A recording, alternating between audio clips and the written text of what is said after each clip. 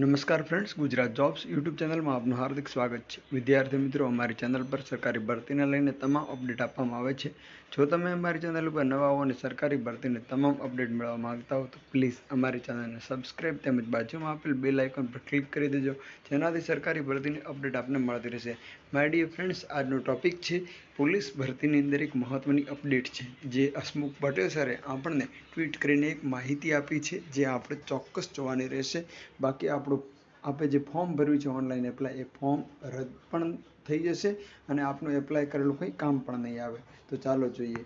આપણે અત્યારે જે ટ્વીટ જોઈ રહ્યા છો તે ટ્વીટમાં આપને હસમુખ સરે માહિતી આપી છે કે જો અરજી કન્ફર્મ કરેલ હોય અને કન્ફર્મ નંબર જ ભૂલી ગયા હો તો ઓજસ પોર્ટલની અંદર હોમ પેજની અંદર હેલ્પ ક્વેરી સેક્શનની અંદર તમારું કન્ફર્મેશન જાણવા માટે અહીંયા ક્લિક કરો. ઉપર ક્લિક કરવાથી એન્ટર એડવર્ટાઇઝમેન્ટ નંબર આ લખવાનો રહેશે આપણે, GBRB 2023-24/1 અને મોબાઈલ નંબર અને જન્મ તારીખ નાખી તમારો કન્ફર્મેશન નંબર જાણી શકશો.